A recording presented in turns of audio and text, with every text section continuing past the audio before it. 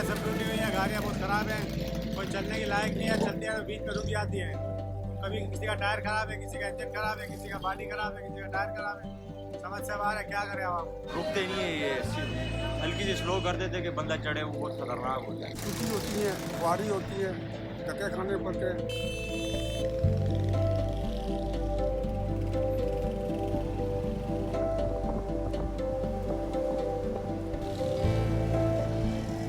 अब ये आसानी हो गई कि बुक कराते हैं तो डायरेक्ट सीट कंफर्म हो जाती है पहले से, और फिर हमें बैठने की जगह मिलती है और काफ़ी सहूलत मिलती है। सबसे बड़ी बात ये टाइम टू टाइम आ रही है, पिकअप पॉइंट पे भी और पिकअप ड्रॉप ऑफ पॉइंट पे भी। रेंट कम है इनका, मतलब आना जाना जो हमारा सफर है ना न्यू कराची से टावर, तो हम बसीस वाले कभी इनका दिल चाहता है 40 रुपये 50 रुपये वो चार्ज करते हैं, तो इससे बेहतर है कि हम इसमें बैठ के सुकून से आ जा सकें।